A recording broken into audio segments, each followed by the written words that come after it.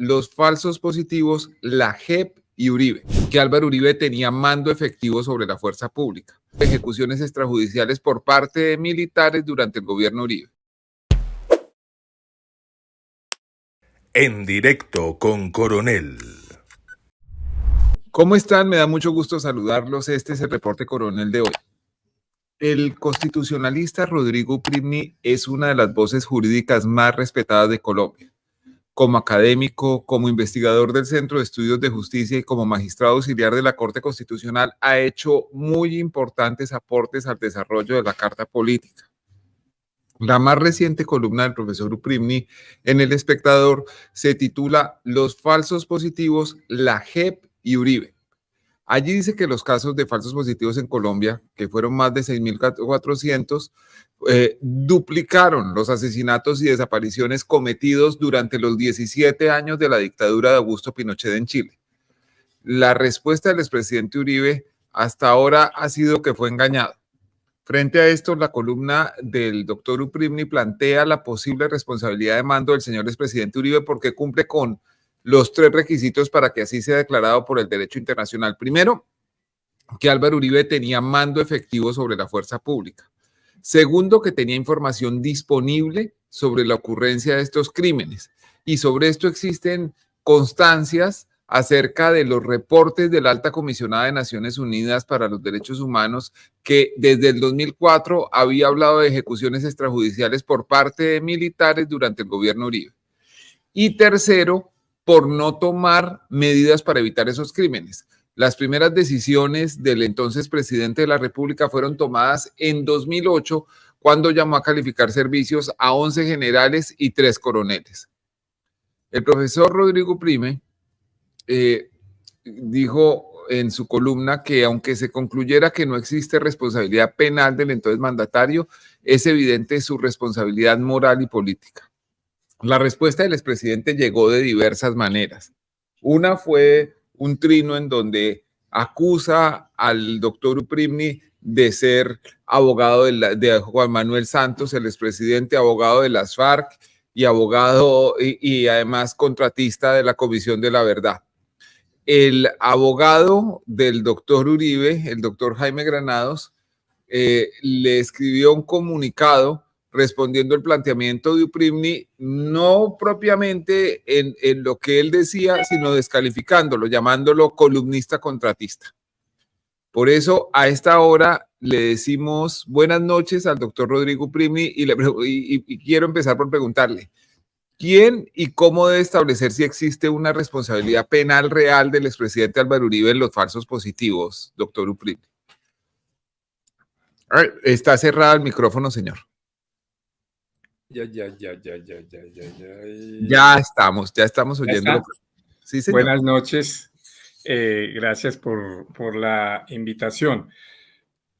A nivel interno, la responsabilidad penal eventual del expresidente Uribe por los falsos positivos requiere que haya primero lo que se llama un antejuicio en el Congreso, porque él tiene fuero, y ese fuero implica que primero el Congreso autorice su investigación judicial penal por estos crímenes, y en ese caso el expediente pasaría a la Corte Suprema de Justicia. La JEP no tiene competencia para investigar al expresidente Uribe porque en el acuerdo de paz se estableció que se iban a respetar los fueros presidenciales. Y a nivel internacional podría eventualmente la Corte Penal Internacional, si concluye que hay evidencia de que el expresidente Uribe está involucrado en crímenes competencia de esa corte, como serían los falsos positivos, que son ejecuciones extrajudiciales, y si considera que tiene responsabilidad y que no ha sido investigado a nivel interno, ya sea porque no hay voluntad de investigarlo o por cualquier obstáculo para su investigación, eventualmente la Corte Penal podría investigarlo. Yo creo que ambas hipótesis a nivel práctico no son probables, pero eso no excluye que haya una discusión sobre la responsabilidad jurídica eventual del expresidente Uribe por los falsos positivos.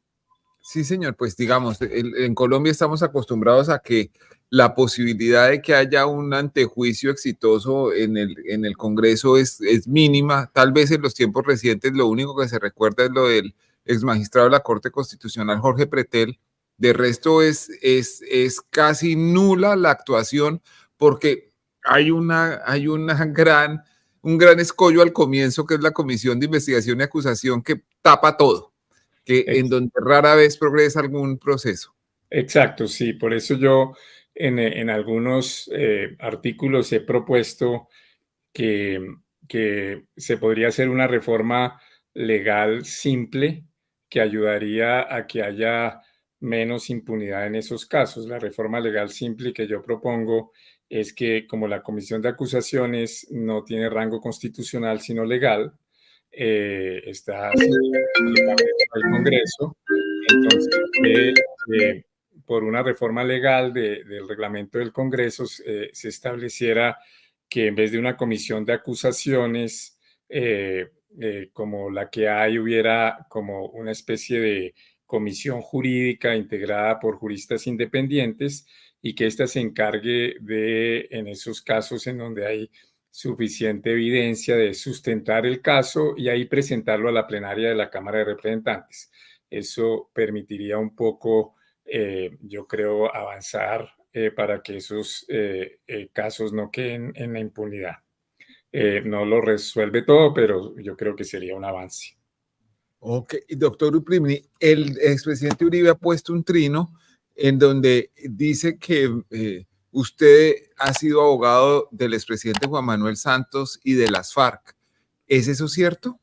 No, ninguna de las dos afirmaciones del expresidente Uribe es cierta. Yo no he sido nunca abogado de las FARC, ni he sido nunca abogado del expresidente Santos. Eh, por eso, digamos, le planteé que debía rectificar por esos hechos falsos que buscan desviar la atención del análisis que yo hago en mi columna. Además, el doctor Jaime Granados publicó este comunicado del que hablábamos hace un momento, en donde dice que usted ha tenido contratos con el Estado y que eso le impide manifestarse sobre ese tema. ¿Cuáles son esos contratos que usted o de justicia, el Centro de Estudios del cual usted es investigador, han tenido? Lo primero que yo creo es que incluso si yo los hubiera tenido, yo no entiendo por qué eso me impediría hablar del tema. Es decir, me Ujú. suena que eso es como, supongamos que yo tuve un contrato con la Comisión de la Verdad, que es lo que él sugiere en su comunicado. ¿Por qué eso me impediría a mí hablar de la posible responsabilidad penal o de la responsabilidad moral y política del expresidente Uribe en los falsos positivos? Yo no entiendo cuál es la relación, no entiendo ahí cuál es el conflicto de interés. Pero segundo, en realidad yo no he tenido ningún contrato con la Comisión de la Verdad ni he tenido contratos con gobiernos. De justicia, sí ha tenido, no, tampoco ha tenido contratos ni con la JEP, ni con gobiernos, ni colombianos, ni con la Comisión de la Verdad. De justicia sí ha recibido, como muchas otras organizaciones de la sociedad civil, financiación de entidades internacionales como Porticus para apoyar la labor de la Comisión de la Verdad y participó en algunas labores de apoyo de la Comisión de la Verdad. Yo por mi parte hice parte del Consejo Asesor de la Comisión de la Verdad, que estaba integrado era muy plural y estaba integrado por 11, 12 personas, de las cuales dos exministras de Álvaro Uribe, el exministro Ocampo también estaba, etcétera, el profesor John Paul Lederach. Soy muy orgulloso de haber hecho parte de ese consejo asesor, pero eso era una labor ad honorem. Yo nunca he ocultado eso, nunca lo he señalado, pero no tenía por qué indicarlo en la columna porque no creo que eso me genere ningún conflicto de interés que debiera ser revelado al escribir la columna. Realmente no he entendido el argumento del abogado Granados. El doctor Granados también dice que usted le hace unos señalamientos al expresidente Uribe, pero que no dice nada sobre la responsabilidad del también expresidente Juan Manuel Santos, quien ocupó el Ministerio de Defensa cuando se ejecutaron muchos de estos crímenes. ¿Eso es verdad? Sí, eso es verdad que yo en esta columna no analizo la eventual responsabilidad del expresidente Santos y no lo hago por esta razón.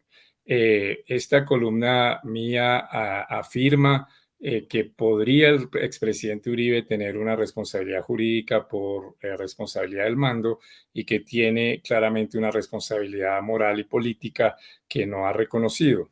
Y en eso se diferencia el expresidente Santos, quien, como usted recuerda, participó en una audiencia de la Comisión de la Verdad con el presidente de la Comisión de la Verdad, el padre de Ru, y en esa audiencia el expresidente Santos pidió perdón por los falsos positivos y especialmente pidió perdón porque dijo que habían reaccionado tardíamente y que eso le mortificaba, con lo cual asumió una cierta responsabilidad moral y política.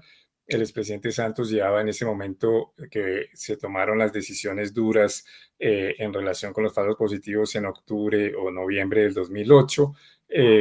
Llevaba 2 años como ministro de Defensa, un poco menos, mientras que el expresidente Uribe llevaba 6 años en el gobierno y sin embargo se ha negado a asumir cualquier responsabilidad, siquiera moral o política, por los falsos positivos y se ha dedicado a cuestionar a la JEP, a cuestionar a los militares que han decidido aportar a la verdad de estos atroces hechos y estigmatizar nuevamente a las víctimas.